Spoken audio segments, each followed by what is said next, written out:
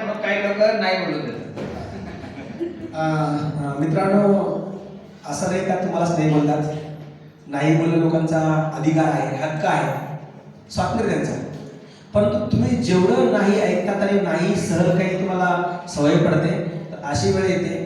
मला माहीत नाही मला कुठलं काय सुचत आहे, पण सगळ्याकडे चालू वाटतं. तर या महिन्यामध्ये मी एकूण 11 प्लॅन केलेत आणि 10 जॉईनिंग डन केले आहेत.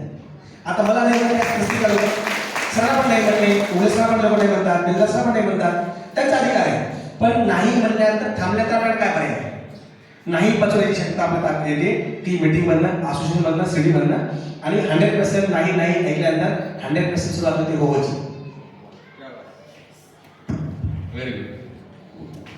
अलगड सर, लोकांनी फॉर्म भरला की त्यांना लगेच पैसे पाहिजे.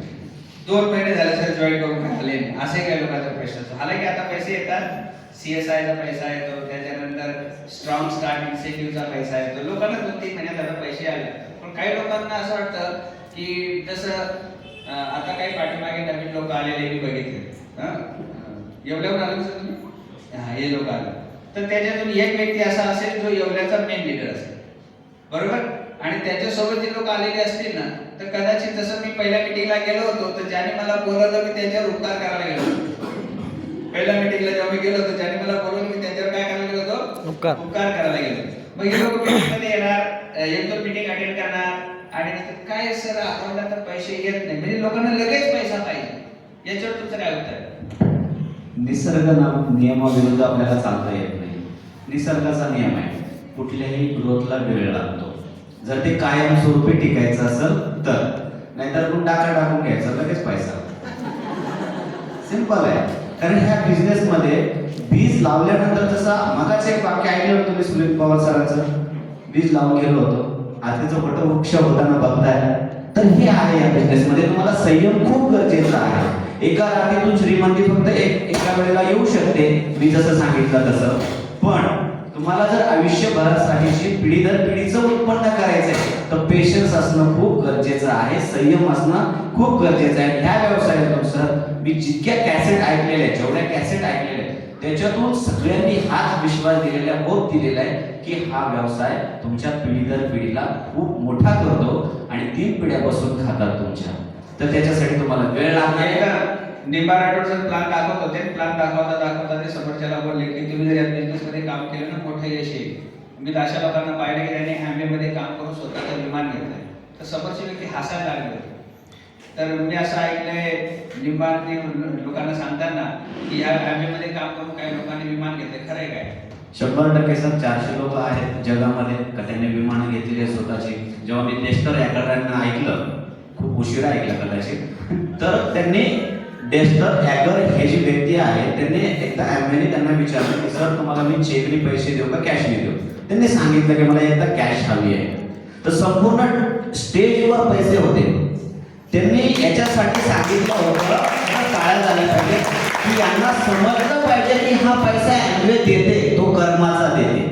व याच्यासाठी म्हणजे आज 40 देशात सर त्यांचा व्यवसाय आहे, लिगसीवर आहे. तर हे सत्य आहे, सत्य कधीच नाकारता येत नाही. ओपिनियन फॅक्ट, जसं तुम्ही सांगितलं तेच महत्वाचं आहे. मला कळायला पाहिजे की मी काय समजून घेणं गरजेचं आहे.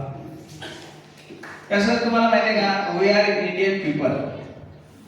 वी आर इंडियन पीपलचा अर्थ काय आहे की तेलाची डब्बी संपली तरी तेल फेकण्यासाठी ते डब्बी फेकायला हत्तीचं बळ लागतं.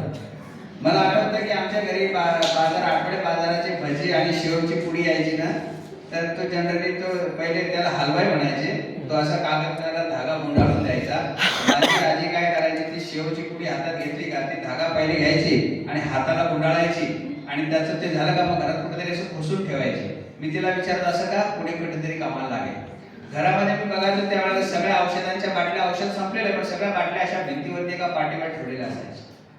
आजही आपण आंघोळीला बसलो, आपला संपलेला साबण छोटासा हातात येत नाही तरी आपण त्याला दुसऱ्या साबणाला चिटकवून त्याला असते. खरं आहे की वी आर इंडियन पीपल. लक्षात येते तुमच्या? भेंडीकडे घ्यायला गेलो मार्केटमध्ये भाजीपाला, आपण तेव्हा भाजीपाला घेताना आपण समोरच्याने सांगितलं की 25 रुपये पावशेर आहे. तर अशी घसाघीस चालते. 25चा 24 घेतल्यावर आपल्याला विश्वकप जिंकण्याचा आनंद होतो. 1 रुपया. आपण पेट्रोल पंपावर पेट्रोल भरायला जेव्हा जातो ना, तर जगातला सगळ्यात जास्त चोर माणूस तो पेट्रोल पंपाला दिसतो आपल्याला, झिरो दाखवतो ना. फॅक्ट आहे की खरं सांगा तुम्ही. तर आपण जेव्हा वी आर इंडियन पीपल, भारतीय लोक आहोत ना, तर मोठ्या गोष्टीवर आपण बहुतांश वेळेला फोकस करत नाही. संधी आपल्या अवतीभोवती फिरत राहते, एवढं मोठं यश आपल्या अवतीभोवती फिरत राहतं, पण आपण अटकून राहतो कशासाठी? सर तिथे मिलिटरीमध्ये आहे, मला तर तिकडे साबण 25 रुपयाला मिळतो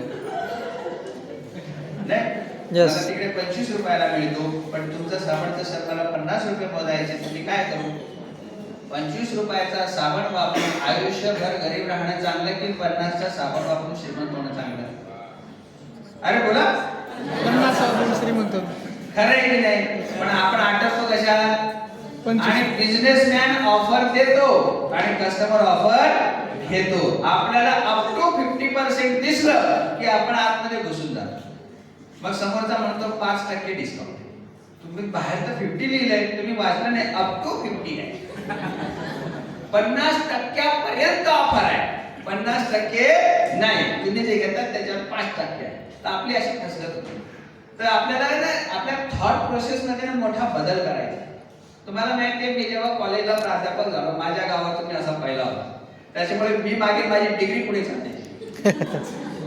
फॅक्ट आहे. तर त्याच्यामुळे कसं असतं ना की आपण जनरल लाईफ मध्ये जे अचिव्हमेंट करतो ना, तर आपल्या त्या अचिव्हमेंटच्या वर या लेवलला आपली सक्सेस या लेवलला असते ना, आपला इगो ह्या लेवलला असतो. आणि सरळ काय कळतं लोकांना? मला सगळं कळतं, मला सगळं माहिती आहे, मी सगळं जाणतो. तुम्ही प्लॅन दाखवायला जातात बऱ्याच वेळेला, काही नसतो. एखाद्या कंपनीमध्ये 25,000 काम करत असतो, पण त्याचा ॲटिट्यूड असा असतो, बोला सर काय आहे, म्हणजे पाय खाली करतो. तुम्हाला हा प्रश्न कधी पडला नाही का? 25 50 कसे होतील, 50 100 कसे होतील? पडला पाहिजे ना प्रश्न.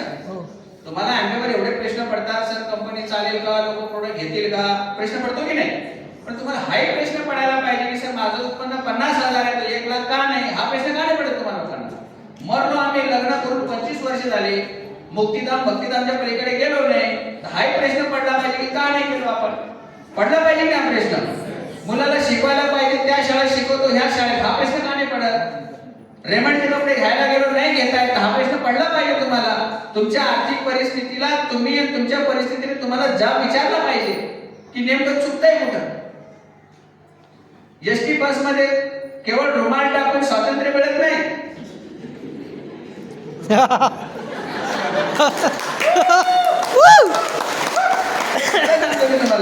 आपण जातो ना, बस येते ना अशी रिव्हर्स गिअर मध्ये, ती येते ना, माणूस टाकन रुमाल टाकतो, नंतर लक्षात येते की एका पायाने पर्स आधीच ठेवलाय ते.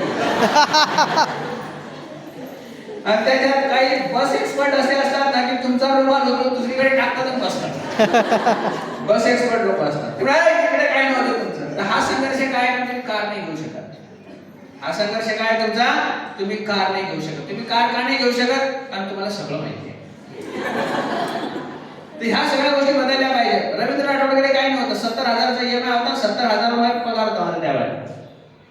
पण मला विश्वास आला की ह्या बिझनेस मध्ये काही केलं तर होऊ शकतं. तर पहिली ट्रिप आम्ही पती पत्नीने बँकॉकची केली, इथे ना पांडवरेच्या पलीकडे. दुसरी ट्रिप झाली आमची पटाया, तिसरी ट्रिप झाली आमची इस्तांबूल, चौथी ट्रिप झाली आमची अंटालिया. त्याच्यामध्ये आमचे कविता पवार आणि सुनील पवार आमच्या सोबत होते. पहिल्यांदा कंपनीने त्यांना जो कमरा दिला राहायला, जे रूम दिला, 1 लाखाच्या वर एका दिवसाचं रेंट होतं. पवार सर खरं आहे का? आणि त्यांना स्विमिंग पूल दिला, एकदम झकास मोठा, जेवढी घराची साईज तेवढी स्विमिंग पूलची साईज. मग काय करायचं, पवार सरांनी आंघोळ करायचं ठरवलं, त्याच्यात बोट बुडवता येत नव्हतं, एवढं थंड पाणी होतं. आम्ही तरी विचार करत होतो पवार सरांना फेकू आपण पाण्यामध्ये, माझ्या नात्यामध्ये मेवणे लागतात. तर त्यांना इतकं, त्याच्या घरासमोर संत्र्याचं झाड होतं, एवढे संत्री लागले होते की झाडावर कमी खाली जास्त. लक्षात घ्या, जर समजा त्यांनी ह्या बिझनेस मध्ये ते सक्सेस नसतं मिळवलं, तर मे बी आपल्यासाठी फॉरेन ट्रिप एक आयुष्याचा असा दूरचं टार्गेट राहतं ते आपल्याकडून कधीच दिवा स्वप्न म्हणतो ना आपण, तसं राहून जातं. अंटाल्यानंतर आम्ही अबुधाबीला गेलो. तुम्ही विचार करता, एक साधारण कपल नोकरी करता करता लय मास्तर असतील, काय कोणी मास्तर हातोड करा बरं. मास्तर मास्तर खाली पण असतील का हो राठोड सर, तुम्ही आता रिटायरमेंट जवळ आले, होत आहे का फॉरेन तुमच्याकडून? नाही. तर ह्या बिझनेसची ब्युटी आहे. कॉर्डेलिया क्रूज मध्ये आम्ही 6 दिवस समुद्रामध्ये तरंगत होतो, माहिती आहे का तुम्हाला? एक मोठं शहर पाण्यात तरंगत होतं. फिलिंग किती भारी येतात. गोव्यामध्ये हे कपल आमच्या सोबत होते. आम्ही आमच्यासाठी यात्रा भरवली होती तिथे कार्निवल आमच्यासाठी, विचार करा. आणि असे ग्रँड आयटीसी हॉटेलमध्ये होतो. चांगले होते तुमचे हॉटेल. हे सगळं शक्य आहे ना हो, सगळं शक्य आहे. आता आम्ही अनाउन्समेंट केली तर पुढची ट्रिप आमची परत बँकॉकची. आता फेब्रुवारी महिन्यामध्ये फेस टू फेस होईल, त्याच्यात पुढची ट्रिप अनाउन्समेंट होईल. हम वहीं थे वहीं रहेंगे, आप किधर भी जाओ, असे केलो. तर तुम्हाला तुमचे थॉट मध्ये मोठा बदल आणायचा. सर आम्ही बोलला की मला सगळं माहिती आहे. एक कागद द्यायचे, त्याच्या समोर लिहिता वाक्य याच्यावर. जे बोलतात ना तुम्हाला आम्ही सगळं माहिती आहे, त्यांना विचारायचं की याच्यात 10 ओळी लिहून दाखव. तर लोकांना माहिती नाही आहे. आमच्यावर लोकांनी चर्चा केली पण अभ्यास नाही केला. आम्ही काय असे स्पेशल माणसं नाही की आमच्याकडे काय विशेष पाहिजे.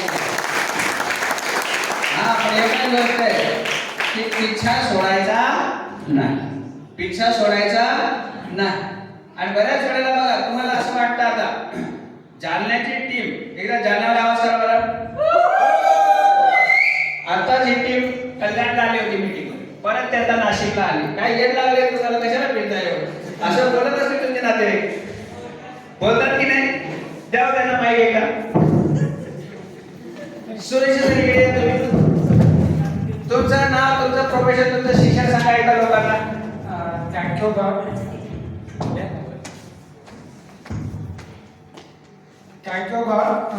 माझा परिचय करून देतो मी. माझं नाव विठ्ठल सुरसे. माझं शिक्षण 10वी झालेलं आहे. तर सर जो प्रश्न होता ना, तर तो आजचाच प्रश्न होता की सर आपल्याला बार का जायचं मीटिंगमध्ये. आजचा जो खर्च आहे ना आमचा, तर खूप जास्त खर्च आहे. तर त्यांना म्हटलं जर तुमचं आयुष्य जर बदलायचं असेल ना, तर सुरुवात तुम्हाला खर्चापासूनच करावं लागेल. सीडी, बुक्स आणि पेन्सिल याला तुम्हाला खर्च करणं आहे. जर तुम्हाला ज्ञान घ्यायचं असेल तर असाच प्रश्न होता. सकाळी त्या व्यक्तीने मी या प्रश्नाचं उत्तर पण दिलेलं आहे. तर म्हणलं तुम्हाला जर पैसा कमवायचा असेल तर तुम्हाला बिना नॉलेजचा पैसा कमवता येणार नाही. तर त्यासाठी तुम्हाला ही किंमत मोजावंच लागेल. Very good. आता ही जी व्यक्ती आहे किशोर सरांना अनोळखी व्यक्ती फेसबुकवर भेटली. फेसबुकवर फ्रेंड रिक्वेस्ट पाठवली ना, फेसबुकवर चॅटिंग झाली. फेसबुक मेसेंजरवर ते म्हटले की मला तुमचा बिझनेस बघायचा. हे आणि याचे स्पॉन्सर प्राईम कार घेऊन एक व्यक्तीला माहिती द्यायला जालन्याच्या पुढे. व्यक्ती साइन अप झाले. खरी समस्या सुरू होते, संघर्ष सुरू होतो साइन अप झाल्यानंतर. एक गोष्ट मी आवर्जून बोलत सर की ज्यावेळेस सर आणि वडकर सर आले होते माझ्याकडे, तर त्यावेळेस सर रिटर्न येताना ना, तर वडकर सरांच्या गाडीला आहे ना, तर म्हैस आडवी गेली होती. तर त्याचा हेडलाईट फुटला होता. तर त्यावेळेस त्या हेडलाईटचा खर्च कमीत कमी 5 ते 6 हजार रुपये झालेला असेल. मला माहित नाही किती खर्च होतो त्याचा ना.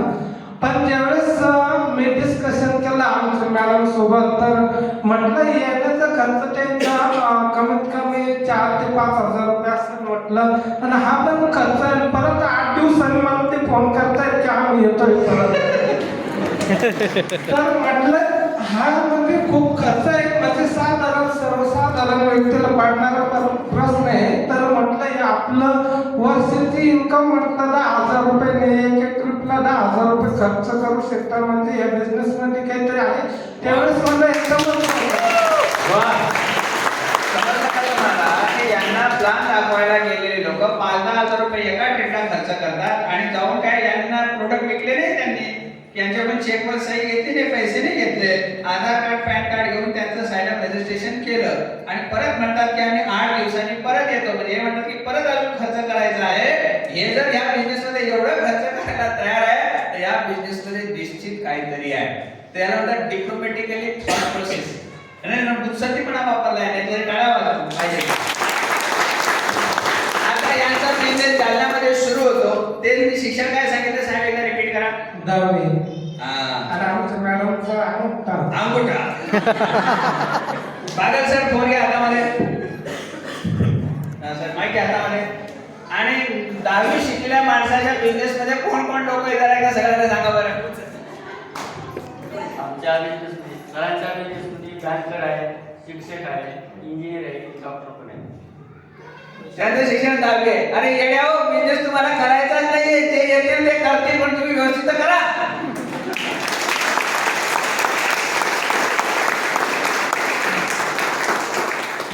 अरे हा एकदम मॅजिक आहे, मॅजिक. एक व्यक्ती बिझनेस मध्ये येते, ती कोणाला घेऊन येईल हे कोण कल्पना करू शकते का कधी? पण तुम्ही बसल्या बसल्या ब्रह्मदेव म्हणतात, मला नाही वाटत आपल्याला जमते की काय जमतं काय तुम्हाला? काय जमतं काय? काय पाहिजे तुम्हाला? इतकं फ्री मध्ये सगळ्या गोष्टी जर तुमचं होत असेल तर काय हरकत आहे? तर मित्र लक्षात घ्या, तुमचे विचार तुमचं भविष्य, तुमचं आयुष्य घडवतात. ओके, धन्यवाद सर. फायनली एक टॅग लाईन द्या तुमची खास किंवा फेवरेट लाईन द्या किंवा एकदम